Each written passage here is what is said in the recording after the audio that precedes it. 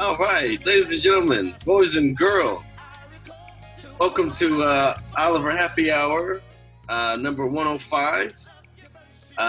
Really appreciate you guys joining us tonight as we had a little bit of a hiatus for the last few weeks, but we're glad to be back. There's so much that has happened just in the past. So much has happened just in the past few weeks. We just had to do it. So today we're going to try to be brief. We're going to try to just stick to 1 hour. So we're going to try our best, but it's so much to review. Why don't we just get straight into it? And let's also acknowledge the fact that, my name is Darren, coming to you live from the East Side, the Side. I'm joined by Debbie Dev, my sister. Debbie Dev, here in the building. And our nephew, Jalen. What is your radio name? I forget. Did we ever? It's been there's been so many. Because every time I come on here, there's a different one. Today I am. You can just call me Jalen. Simple okay. Jalen. Simple J. You can just call me Simple J. Today. Coming up in the ring is Simply J. Okay. Yes. Jalen is back from Atlanta, Georgia, where he was quarantining with his grandmother and aunt. For 4 months. For 4 months, child. Wow, as he completed his freshman year of college. Yes. University of Iowa. Oh, boy. Mm-hmm. Well, Jalen, we're definitely happy to have you, at least virtually. Hopefully, we could do it. Seems like we could do it again now, even while you're in college. But right. It's real happy to have you home. Real happy to put my eyes on you. We were just with you yesterday. So, we're very proud of you. So, welcome. You. I know you're going to be taking the place of your auntie for Daisy O, who, just has had a lot of stuff going on, but we're very proud of her. But she definitely needed the night to rest and relax. So Jalen is filling in for her. But why don't we just get straight into some of the new music? Yeah. Devin, you were talking about Jhene Aiko, right? Yes. You guys know that I love Jhene Aiko. Like, that's one of my favorite R&B artists. She came out with her album Chilombo a few months back, but she just released a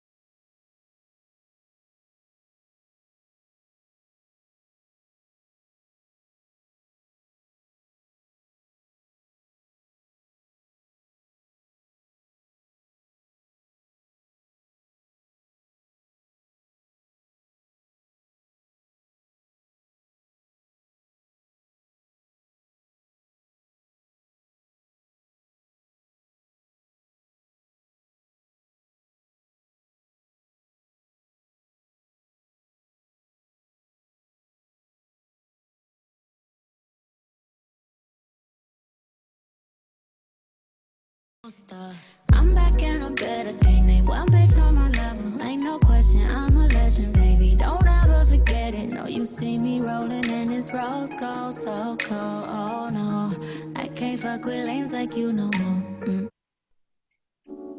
That was cool. I like that. I tried to fast forward it. Yeah. You fast forward past Kehlani's part, but it's all right. But I like this song because it's an old, This is Summer Madness by Kool and the Gang. Yeah. 1974. This is. And there's not a doubt inside my mind that you're still here, right here by my side. Yeah. I can't wrap my head around what's happening. I can't get no sleep, no peace of mind. Well, I like this, Devin. Trying to beat the heat and summer madness. Very relaxing. Has a very summertime feel. Yeah, very. So she's got this song called "On the Way" with her little sister, right, Mila J? Older sister. Her older sister. Oh, that's her older sister. Dang, she looked good. She's the youngest of 6, I think. Oh. This song, it's a bit Pussy fairy on the way. Oh my goodness. Oh. Baby, you ain't gotta wait, no. Can't wait to see the look on your face when I put this pussy on your plate. Oh boy. Well, she sure did say that now, didn't she? So let's just play this last one. This one's Trying to Smoke featuring Chris Brown. and Snoop Dogg. And Snoop Dogg. Come on in. Don't touch nothing. Okay. Fucking sky, that's that chill, that's that vibe. Don't you cry, don't you cry, for I'm alright, I just need to put my mind at ease. Summertime, baby mama, I'm just trying to keep the peace. I ain't here for all that drama, I'm trying to smoke. Life's no fairy tale. I know all too well. Gotta plant the seed sometime. Then you let it grow. I like it. So once again, this is Jhene Aiko with the Chilumbo Deluxe Edition that just came out. Yeah, thanks Devin for the rec with that one. Yeah. What about Khalid, keep it lit. Pretty bitch music.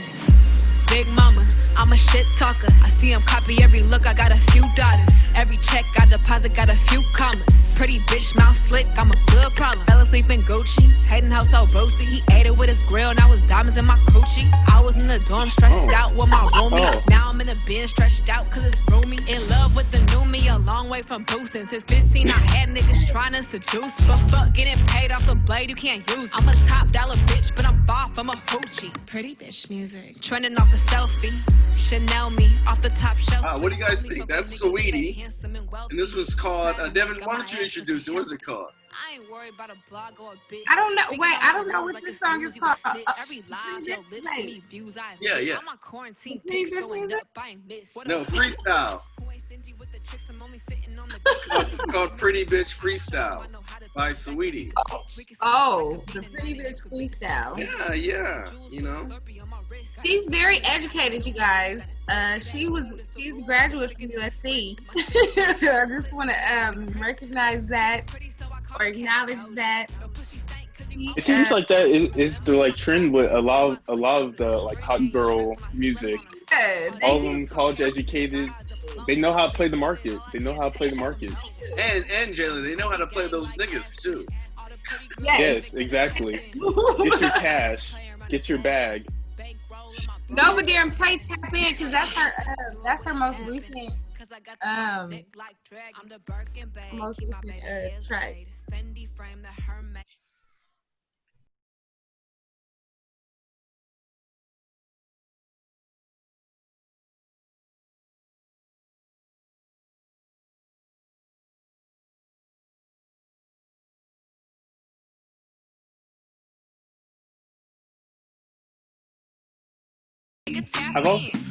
Another thing I've noticed with a lot of the hot girl songs, they use like well-known beats in their songs, Exactly. which I mean that's a tried and true way just to get because everyone already likes the beat, they're already gonna like your song.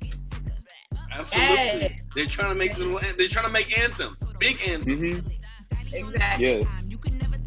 All right. Well, why don't we just try to just get some.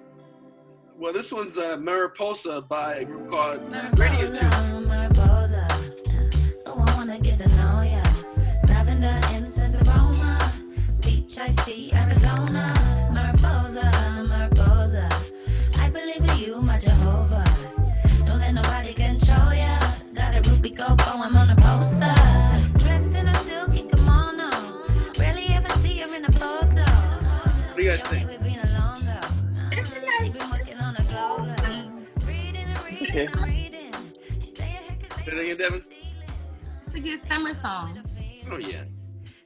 All right. Well, let's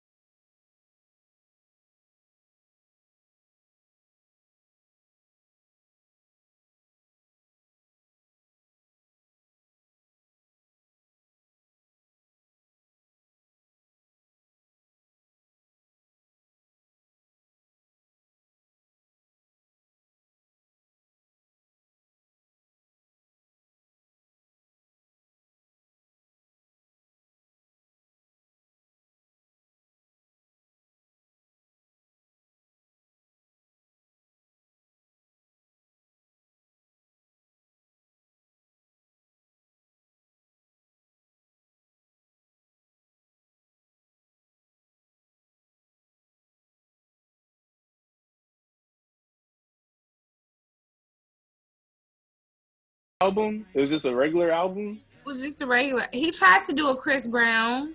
Oh, with the 53 songs on DLC.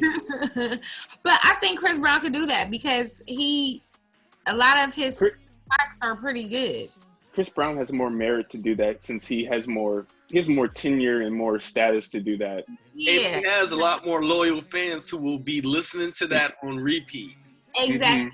I think the reason why he came out with this song was to get people to get to buying his album or whatever, or listening to it. Yeah, that's the name of the game right now. You need them streams. Exactly.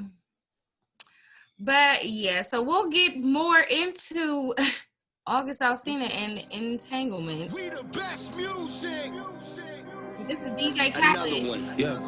Popstar featuring DJ Khalid. Bitches calling my phone like I'm locked up nonstop. From the plane to the fucking helicopter. Yeah. Cops pulling up like I'm giving drugs. Nah. I'm a pop star, not a doctor. Bitches calling my phone like I'm locked up nonstop. From the plane to the fucking helicopter. Yeah. Cops pulling up like I'm giving drugs. Why Drake sound a little smoked out in this song? That's Drake. It sound like he needs some water, like he was dehydrated. Shorty with the long legs, she don't walk. Yeah, last year I kept it on the tuck. 2020, I came to fuck it up. Yeah, I want a long life, a legendary one. I want a quick death and an easy one. I want a pretty girl and an honest one. I want this drink and another one. Yeah, and I'm troublesome. Yeah, I'm a pop star, but this shit ain't bubble gum. Yeah, you would probably think my manager is Scooter Braun. Yeah, but my manager with 20 hoes and Budokan. Yeah, hey. Okay, I don't know what the hell he's saying, but I mean I know what he's saying, but he ain't talking about shit. Right, I'm like, all I understood was 20 something Budokan Hall. I don't know. Okay. All right, the last one, we're just going to play this one because this was called Won't Work, and it's by Yama. It's R&B soul. Why you asking questions? Why you wondering where I am? Why you always wanna include me in all your plans? Why you gotta be the one to tell me I'm a man? If you really would, you think you'd have to say that? Don't you know the reason why I'm here is cause of me? I don't need your money, I stand on my own 2 feet. Boy, you know I'm independent yet, and that's a fact. That's the way it's always been, so don't try to change that. What do you guys think? I could be a princess. I like it. Cool. I like it. It's a nice feel to it. All right. Well, that's new music, y'all. Yeah. New music, y'all. Yes. I know. I've been having a bad track record with the like there'll be a popular artist and then I'll give them a chance. I'm like, ooh, I really like the music, and then they get canceled for doing something stupid. Oh. The last person was Doja Cat. Oh no. I was like, oh, okay, I can get into it. That Say So song, I was feeling it, and then I was like, oh, yeah. Well, that's disappointing. Whoops. I've been having a horrible track record with popular artists. I'm like holding out on, and then I decide to jump in, and it's like, too late. Right? I will admit Doja Cat, she is like a good artist as far as like her actual music, but all that is like. But yes, we're gonna move right on into what's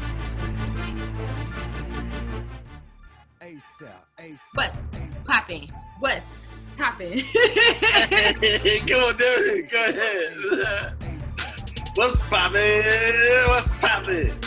What's poppin'? Big things poppin', little things stoppin'. Big things poppin', little things stoppin'. I can't, y'all. Thanks for trying.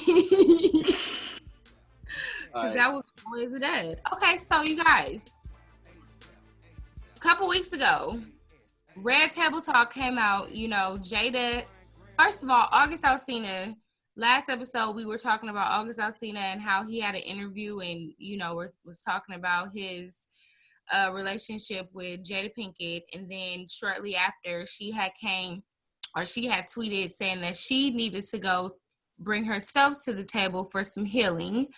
And it was a very short red table talk. What are the shortest? Okay. It was only like 12 minutes, 8 minutes, 8 to 12 minutes, something like that.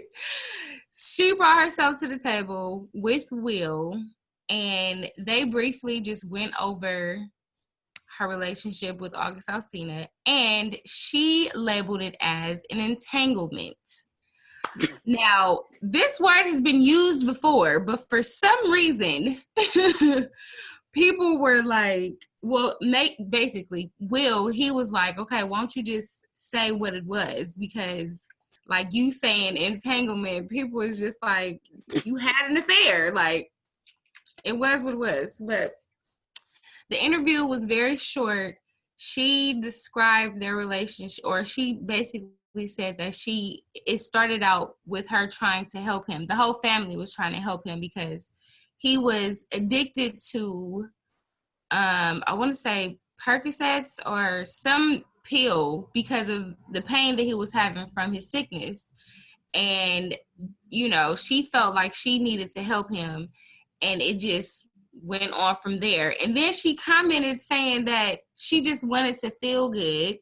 So a lot of people had took that. I mean, personally, I had took that like, okay, she just wanted to have sex. Like, that's just what it was. And not with Will.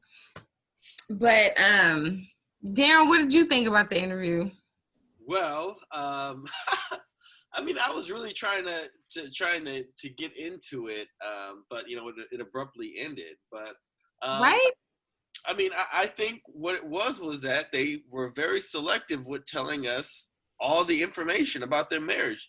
They only addressed August Alsina's allegations, which was why, you know, I think why Will was there, because I think it probably would have been a more powerful conversation if it was just Will. I mean, if it was just Jada, her mom, and Willow. Right. But you know, Will Smith was almost kind of created as an object, just there, just like sitting there, and I think people got the impression of him. Some people, not all people, not me, but some people got the impression that he's more docile and that he's more like of a wimp or a simp, you know, because of all these things that happen. Mm-hmm.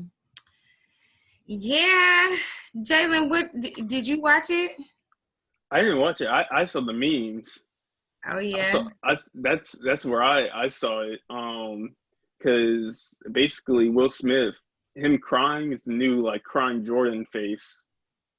When I say Twitter, oh my God, they went in on memes. Okay, because they said Will Smith's crying because he just remembered next month is August. Oh my gosh, yeah, it was a lot of different. Good one though. when you remember next month is August. Oh my gosh, it was bad. I mean, I really feel the Fresh Prince of Despair.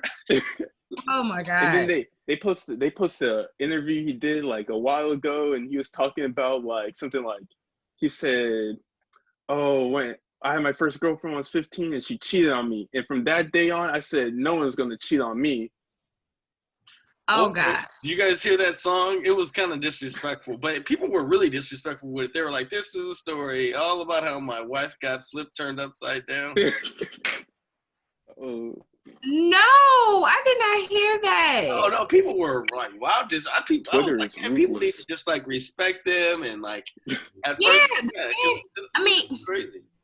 First of all, this is their marriage. Okay, this is something that they decided to come out about and talk about, obviously, because why does Jada have a red table talk and she's not going to talk about the drama that's going on in, you know, her life? But even when she started Red Table Talk, they were going through issues because they started off the interview saying like that Will was basically done with her because she couldn't find her happy. And he was like, well, go off and find your happy. He's like, I can't make you happy. You have to do that for yourself. So she I think she was in a transition. Yeah, she was just in there. Yeah. Go on and play it for the people.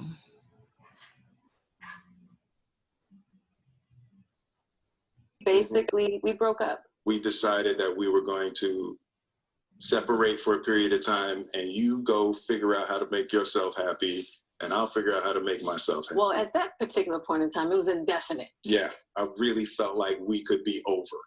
Yeah, no, we were over. And then what did you do, Jada? Well, you know, I think from there, you know, as time went on, I got into a different kind of entanglement with August. One thing I want to get clear about and clean up, one of the things that was kind of swirling in the press about you giving permission, which is, you know, the only person that can give permission in that particular circumstance is myself. Yes, exactly. Yeah.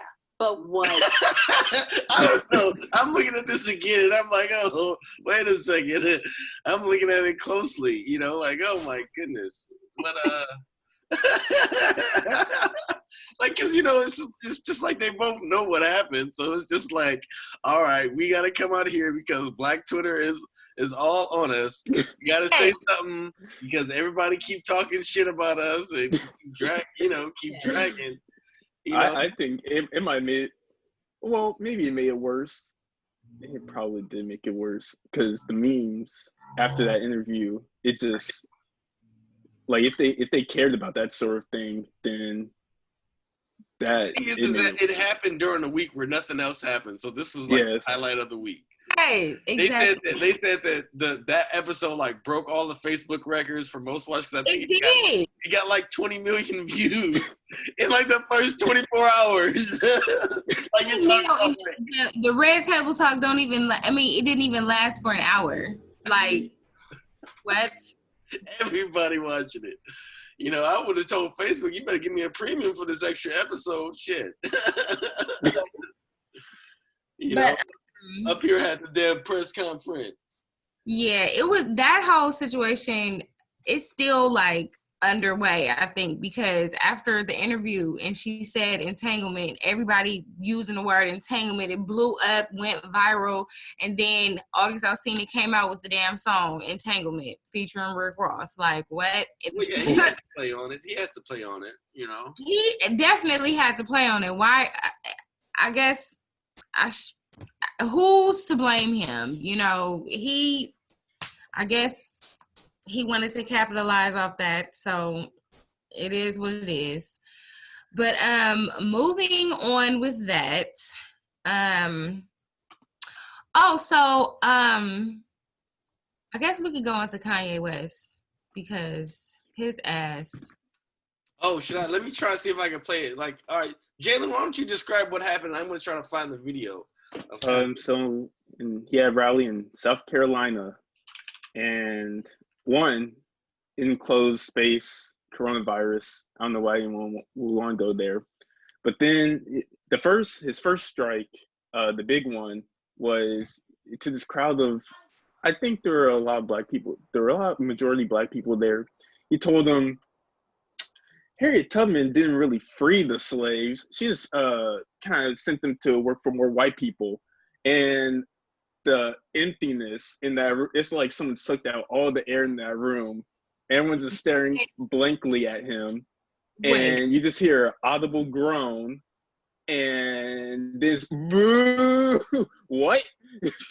I seen a video where this girl, she was recording and she was like, after he said that, she was like, okay, we about to go. She was like, okay, we about to leave. We need to get out of here. And then Kanye standing there smiling like, wait, please, wait. Horrible. That's the thing. He says things without thinking. And because he's such a well-known person, like, I just don't understand why he would say, like, he can't just blurt things out, and that's what he does not understand. And then he started crying and went on a rant about Crazy. Like, You are the black person that was sitting here like a TMZ. My rally up.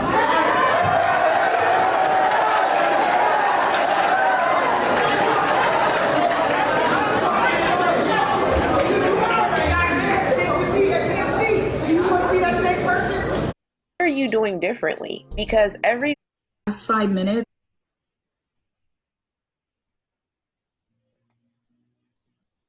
he allowed me to ask him a question on gun reform, in which he did not answer. He just spewed out random facts and bragged about himself.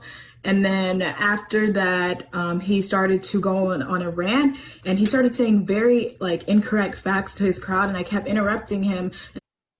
If you use one of the guns that were strategically placed in your community for you to get locked up, you will end up going to jail. I was talking to a fellow billionaire, and he talked about. Whoa! Gotta point that out. A fellow billionaire, a man of the people. Talking in circles, talking about himself. Who does that remind you of? He's a narcissist, but Kanye West has always been a narcissist. It's just like Trump. Trump is a narcissist. But the thing is that, I heard people who have mental health disorders say, hey, stop bringing up Kanye being bipolar because it makes other people who are bipolar look bad. What? Yeah. No, that should be the example of manic episodes, okay? Of bipolar people. I just don't. There's definitely, looking at him, there's something going on because it's just all this is just to obtain attention. And I do, yesterday, Devin, we were talking and you were like, well, why don't Kim, where the hell is Kim at? Apparently Kim has been trying, but Kim and the babies, they're out here in LA. Kanye right now is at their ranch in Cody, Wyoming. So there's no, she's away. And right. I know it will be hard as hell for her to try to become his conservator because Kanye got his own, he got his own money. I'm sure he got his own lawyers who would fight that, because, technically Kim, if she becomes his conservator or if she tries to do something like that, then she could have control over his finances unless they appoint a trustee to manage that separately, but she could have control over his person. And that's, that's hard to do sometimes, Yeah, I had made a comment yesterday because I had seen a video of this woman. She's a celebrity, but she had made a comment talking about the Kardashians don't give a shit about Kanye. And I was like, okay, that's kind of too much when you don't really know what's going on or what they're trying to do. But yeah, I did make a comment saying where is Kim? But then I'm like, okay, I had to realize, yes, she does have 4 kids that she needs to raise. And obviously I didn't know that he was still that he was away on the ranch in Wyoming or wherever it is. And she's still in LA. But just I had to kind of put myself in her shoes and actually kind of think damn, if I had a husband that was, bipolar and was having a manic episode, but I could not get to him. Yesterday, I guess he was on Twitter and he was saying that he was ranting, saying that Kim was trying to send a doctor to take him to be committed and all this other stuff. And that sounds like something that Kim would do because obviously she loves her husband. That's her husband. She's thinking about his safety and what he's putting himself into. And I'm sure she saw the freaking video of the rally and I'm sure she's embarrassed as well. So I know it could be hard. I feel for her. Child, I feel for her and I'm praying for Kanye because it's just crazy. Somebody needs to talk to him. But Darren, why I saw a video of Dave Chappelle going to visit Kanye at his ranch, and I guess he was saying like, Kanye was saying that he appreciated Dave Chappelle for coming to check on him to see if he was okay or whatever. He seemed to be all right, but that was today. Yeah. Oh, but yeah, Ohio, isn't that far away from Wyoming.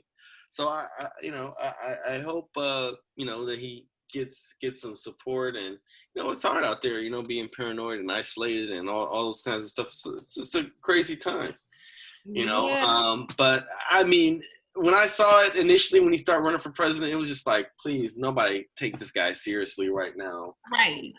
Because we don't like Kanye, just focus on that line that you're supposed to release at Gap. Kanye, I bought 5 shares of the Gap Inc. because you said that you were going to come out with a line with them. Don't make my money tank. Please, okay. Kanye, please don't. Anyway, that's all I had to say. He just needs to focus on music and fashion. That's what he's good at. Leave it at that. He do not need to get involved in no politics because he don't know what the hell he talking about. He's like another freaking Trump that thinks just because he got all this money, he could, get into... No. Yeah. You can't do that. No. Stick to music and fashion. That's it. Child, Meagan Good. I said Meagan Good. Meagan the Stallion. Meg the Stallion. My bad. What happened, Devin? What happened to Meg? Child, not this past Sunday, but the Sunday before last. He was at a house party. I saw her on live with Kylie Jenner and Tory Lanez, right? They were having a good old time in the pool. Then the next day, I hear, or a couple of days after that, I hear that she was shot.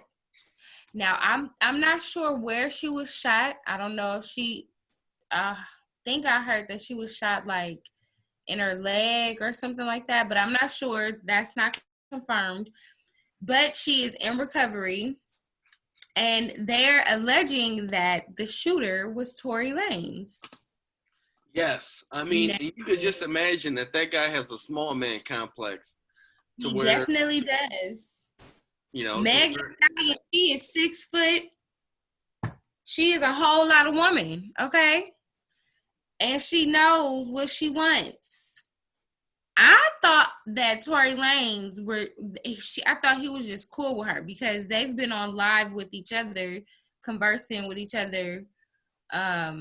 When he had that whole DJ type thing, when this whole pandemic has started, like doing the lives or whatever. So I was under the impression that, they were cool.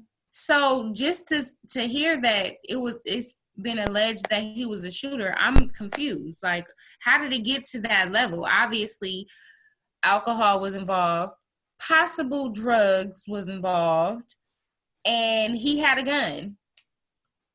Why did he have a gun? I'm confused. Maybe I shouldn't say why he had a gun, but I don't understand. I really hope that it's just not true, but I think it's true. Because, she's laying low. She said on her Instagram that, the allegations of her getting arrested are not true, that she was the victim because she's the one who said that she was shot in the foot. They were saying, LAPD was saying that she had injured her foot, that she had stepped in glass or something, but that old boy shot her in the foot, and they're being, they're not saying nothing because they're not trying to be snitches or anything like that. But shit, I'll say, yeah, that short bastard shot me in the foot. It's crazy. I'm like Tory Lanez. Yeah, like you done. Very small. Huh? He's like the report because people were making fun of him on Twitter because his report was it's 5'6", 120 pounds. Like I weighed a lot more than him. I was surprised how short he was. It's like It was a meme that was going on, and they were saying like he was in an interview with Sway. Oh yeah. They said that time where Tory Lanez got up and he was the same height as the chair. He's sitting in a chair. Him here sitting in the chair. You're like, oh, dang, he's sitting at the edge of the chair. And then he get up and walk away. And he's like, he's the same height. Exact same height. Like, damn. He's probably just swinging his legs. Right. Yes. Swinging. It's a shame. That's a shame. Yeah, but anyway. Prayers go out to Meg. We hope that she that's a speedy recovery. Yes. Recovery. You know, getting shot in the foot, that could no joke. Your equilibrium is all off. Exactly. So she may not do the knees. She may not be able to drop down. Man. You know, she may have to refrain from doing that for a while. Damn you, Tory Lanez. I'm missing out on all these videos of Meagan the Stallion on Instagram in her booty shorts, trying to make bacon and eggs, sitting by the ocean side, sitting by the pool. How dare you, Tory Lanez? You ought to be ashamed of your little short-ass self. You gotta get down on your knees. I know it ain't a far distance, motherfucker.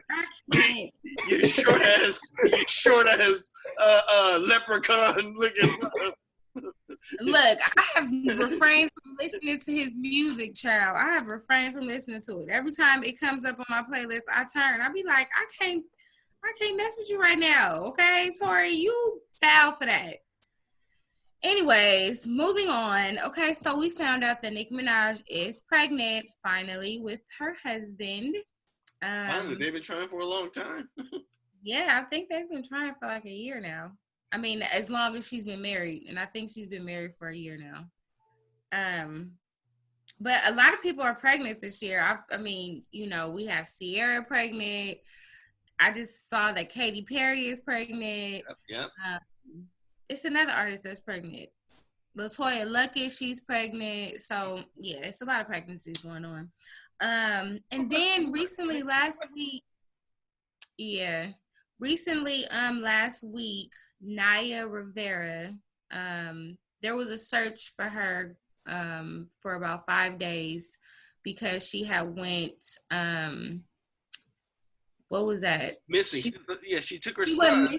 Yeah, she took her son to go boating out on Lake Piru. That's here in California. And she went missing. Apparently, what they're saying is that the baby boy, who was only 4, he said that that mommy had like lifted him up in the boat, and she didn't get back in the boat. So people were thinking that maybe he had gotten in the water and she swam out to save him and put him back on the boat. But they said that lake has a lot of undercurrents and it has a lot of kelp in it. So who knows what could have happened if that prevented her from getting back in the boat or what may have happened. I think my question is just like it's so important that, like, if you're on a boat, that you wear your life preserver or your life jacket, you know, because that's, you know, moments like that, that's where they really, you know, they can really save you. It was very sad because I know she was working on a movie. I want to say it was Save the Last Dance or some dancing. It was some dancing movie with Neo. But she was one of the actors from the Glee, and she played. They said that she made a big impact because she played a lesbian. Her character was a lesbian, and she made it real comfortable for a lot of other members of the LGBTQ community to come out to their families and friends and all that good stuff. So, she was an 87 baby. She was 33. She had her 4-year-old son. It's very tragic. Very sudden. So prayers go out to her and her family as well as her son. Her son is in the care of her ex-husband. So that's good to know. And then also, Mr. John Lewis, he recently passed away. He was a very well-known activist. He marched with Martin Luther King. Yeah. Well, John Lewis, he was one of the, he led the SNCC, the Student Nonviolent Coordinating Committee, the ones who were leading the sit-ins back in the day at those lunch counters at different various department stores or diners where, colored people weren't allowed to sit at the counter. So many of them weren't even allowed to be in the restaurant. They had to order their food from the side door. Take your food and go. You couldn't even be a patron, but you're expected to pay the same price or sometimes even more just to receive food or to receive service. So, right. He was somebody who was committed to the nonviolent movement, which was later usurped at a time, in the 60s where, people were like, we're not going to take this shit anymore. Just get, arm yourselves. And so, the whole Black Power movement really kind of changed the tone that Martin Luther King had really set up in the 60s because it was just like, well, this shit is taking forever. You expect us to keep getting our ass kicked out here trying to fight for our rights. And you got people still over here kicking us, spitting us, sicking dogs on us, throwing water hoses at us, throwing bricks at us. So I think it was a really turbulent time. But, John Lewis was courageous, and he for almost 30 years, he served as a congressperson from the state of Georgia, from the Atlanta area. I think it's definitely something to be acknowledged about his work. Absolutely. Darren, Reverend Vivian Vance, I don't know. Yeah, he was also in the civil rights movement, someone very close to the Reverend Dr. Martin Luther King. But yeah, Jhene, do you have anything more to say about him in particular? Or who? I'm sorry, it's not even Vivian Vance. That's Vivian Vance is a completely different actor.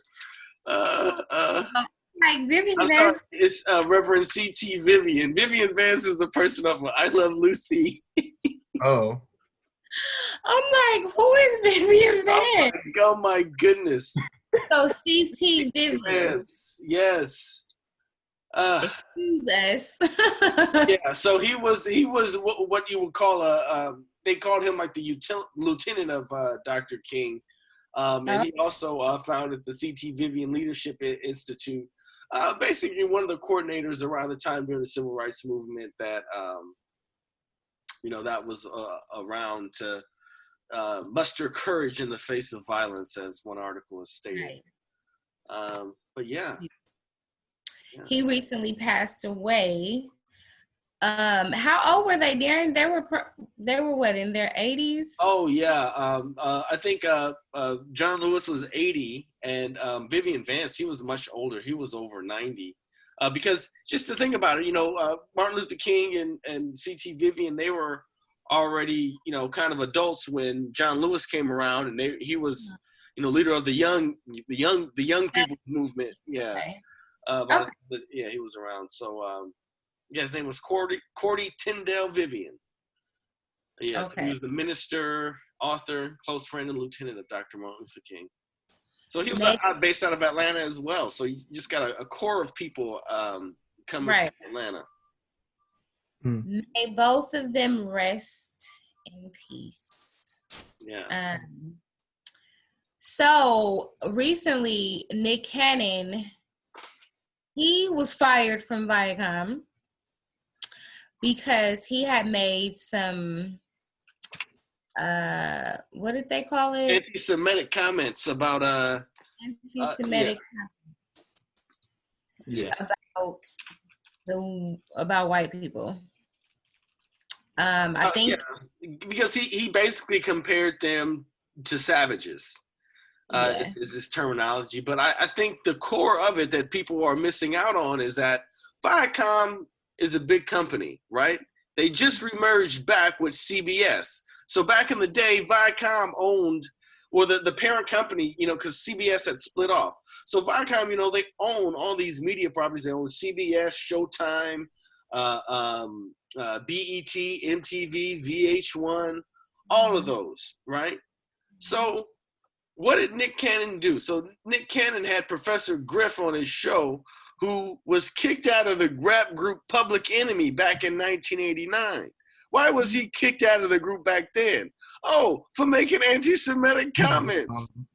So just think, this guy who over 30 years ago was kicked out of a rap group before they came out with their biggest hit, Fight the Power, which was released in the 1989 film Do the Right Thing.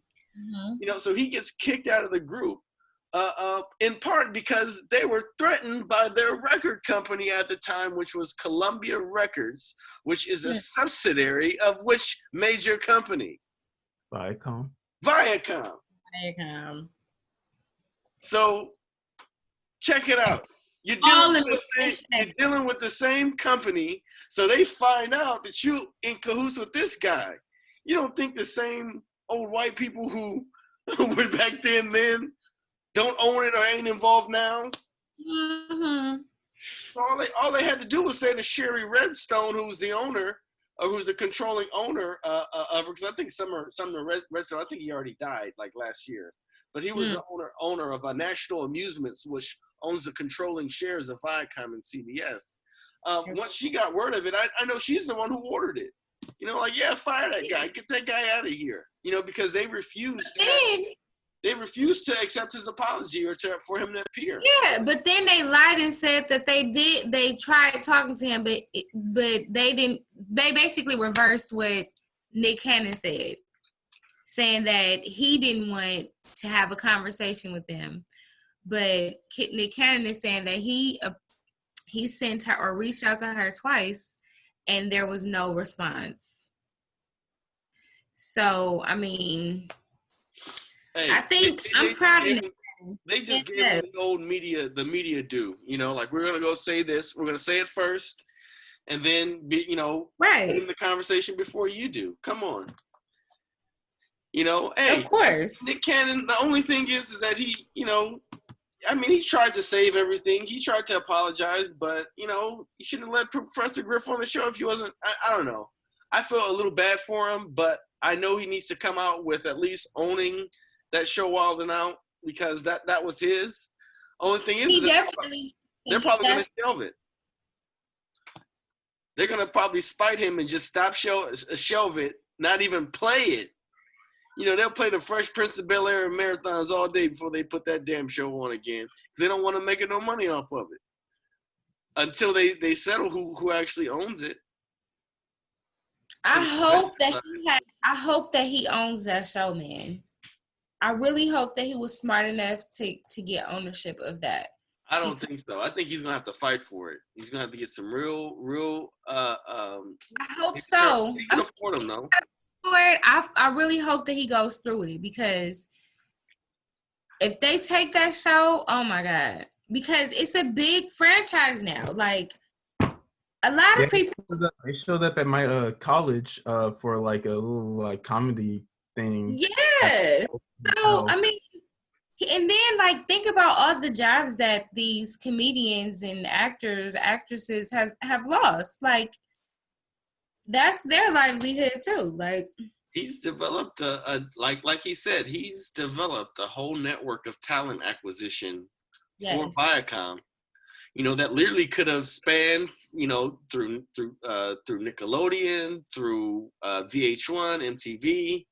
Everything. I think the biggest lesson for Nick that I hope other people see, who am I to talk about lessons, is just hey, even sometimes I gotta watch what I'm saying on this thing, because it's just well, who might listen to this shit at some point in time and say oh my goodness, what the hell was he saying? Because we're in a very different society nowadays, where it's just you gotta watch what you say, and they were probably waiting for him to say something to slip up anyway. I mean, hey, they fired him so like maybe I want to say it wasn't too long after his podcast aired, like that they fired him. So, I mean, like he said that, you know, it's just the white man giving him a slap on the wrist. Like,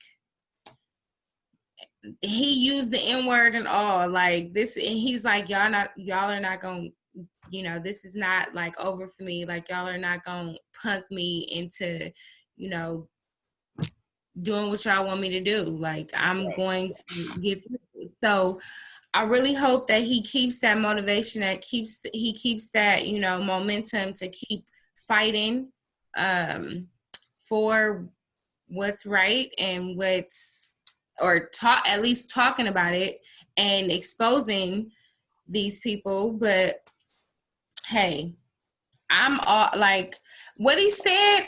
When he said that people are animals and all that other stuff, like he was going, I think he could have worded that.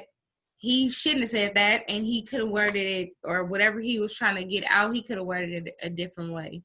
I think he was I don't think Nick Cannon is I think he's like whatever he's saying is like kind of a bit misguided. Like there's always a bit of truth in everything, but like he's just, some of the stuff he's spitting out was kind of like just like conspiracy theory stuff, and kind of like Farrakhan conspiracy. And Farrakhan is already known for being anti-Semitic and calling Jewish people termites. So like, yeah, that's kind of, he probably shouldn't have mentioned Farrakhan and all that other stuff. Like, if he kind of stayed away from the more conspiracy theory stuff, like if he would just said like, well, throughout history, white people have always been the aggressors, and you can see it through colonialism and imperialism and stuff like that. Like, if he would just like stuck to like just historical fact points and stuff like that, there would be no problem. But when you start going to conspiracy theories, that's when you're like, you gotta like step back and like analyze everything and like really look at what you're saying and doing and promoting. Because conspiracy theories are very, especially now with the internet, are very damaging and can be very harmful. That's good, Jay. That's really good. Okay, last thing I wanted to point out today. I had read about the history of Manhattan Beach, and I was real like, I was kind of taken aback because Manhattan Beach is one of my favorite beaches to go to, right? So back in the day, in 1920s, Manhattan Beach was originally called Brewster's Beach. That was owned by a Black African American family.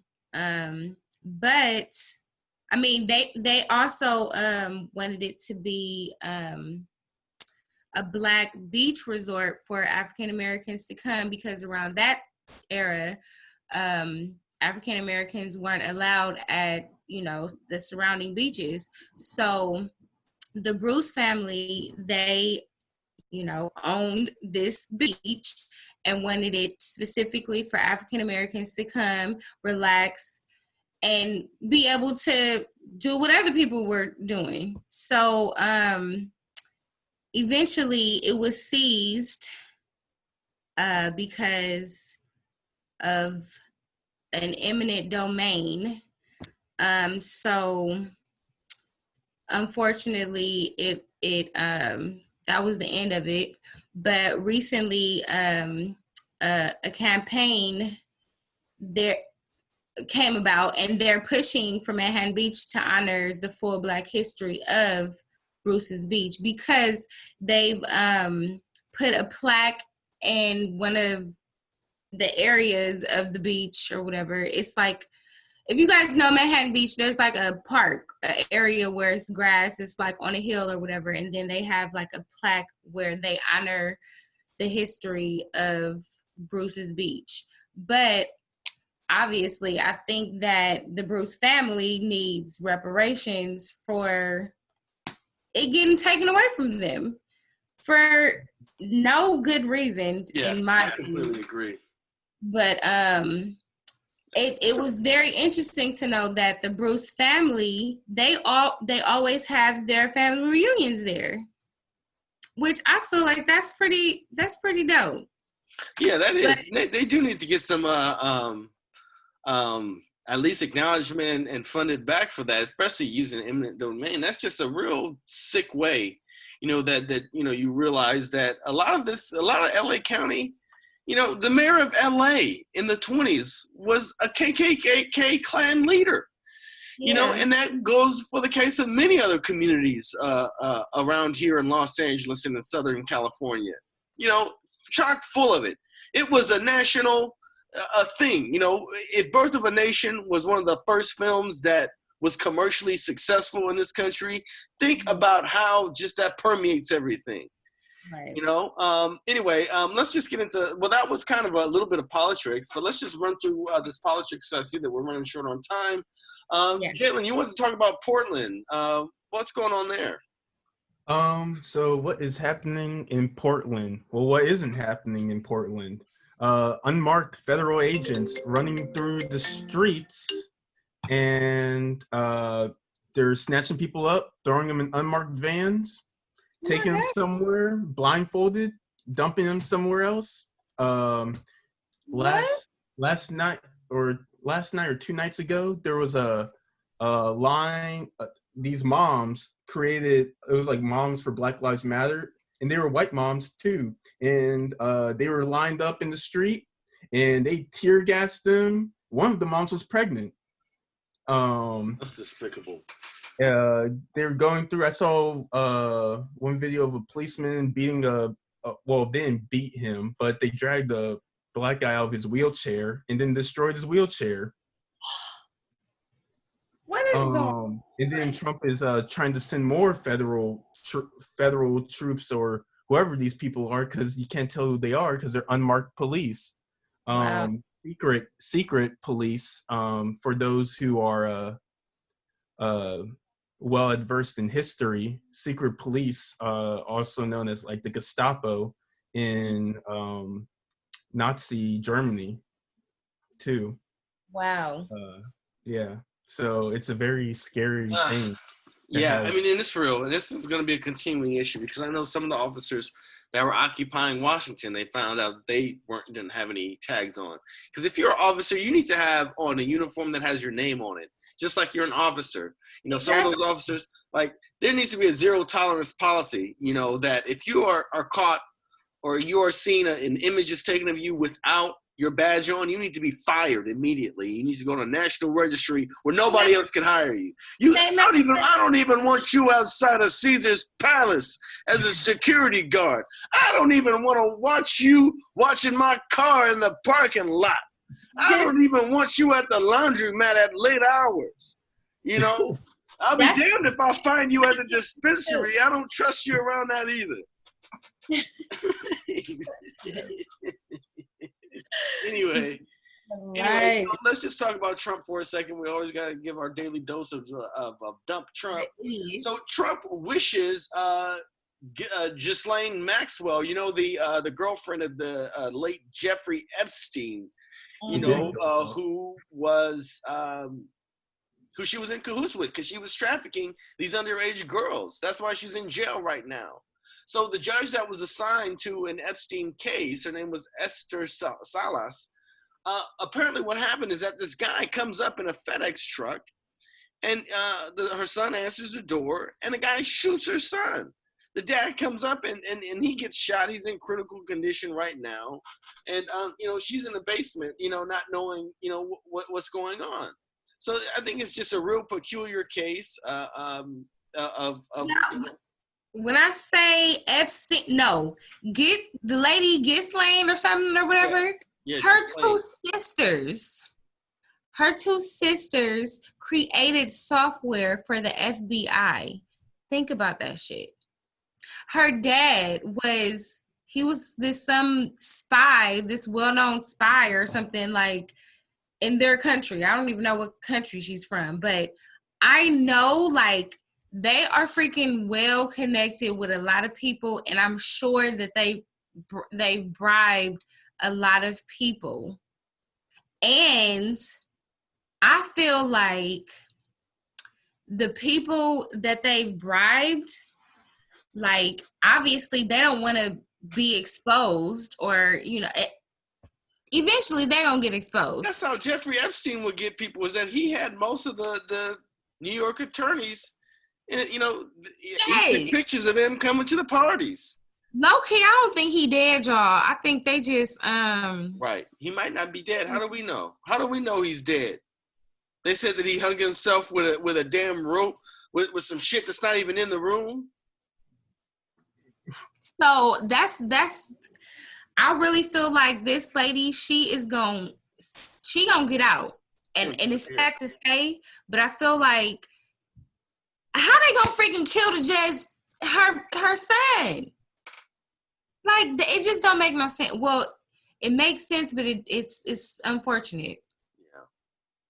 Real. Because these are some high people, like, where, you know, think about, Trump was involved with him.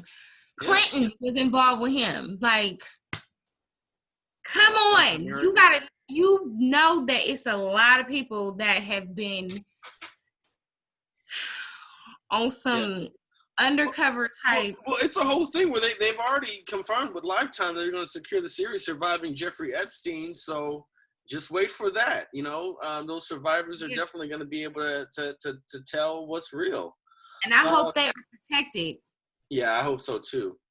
Let's just talk about the fact that you know, dumb Trump, he's getting clobbered in the ratings right now, so he's trying to do a whole reset.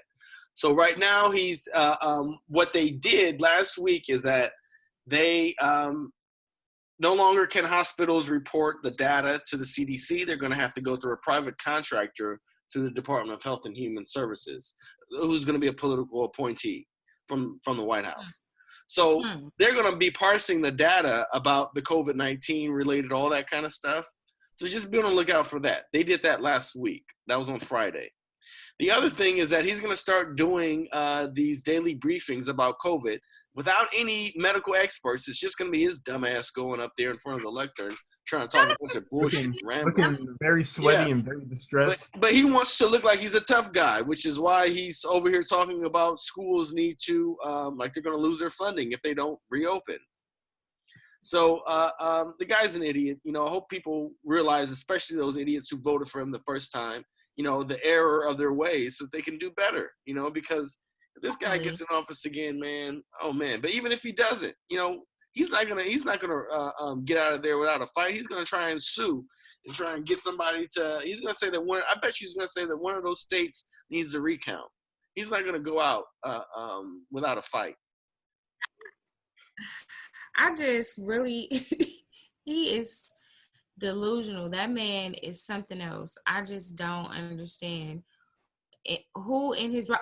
Oh, Darren, remember his niece came out with a book or something like that, right? Yeah.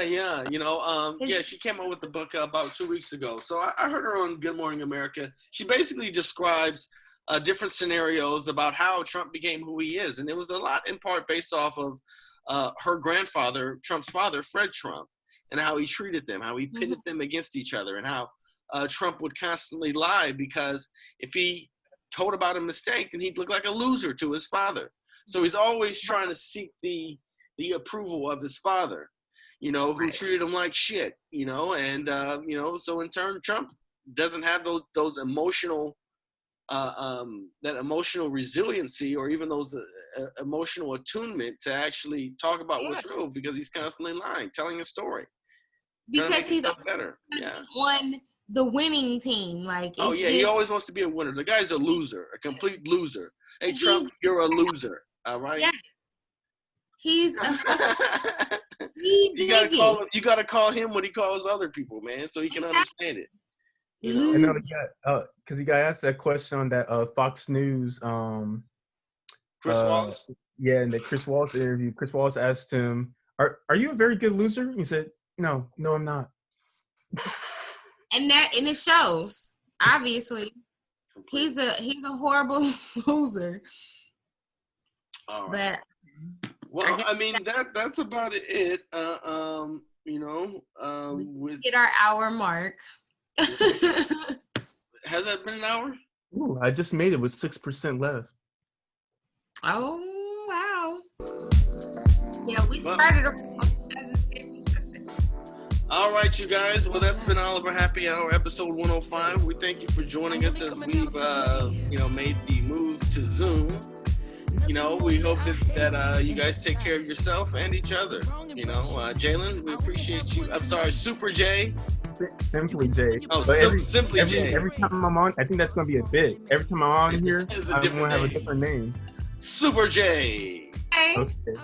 All right, Super J. Thank you for joining us, Debbie Dev, and I'm me, Darren. So, what's our proverbs? It's Proverbs 3, 5, and 6. 5 and 6.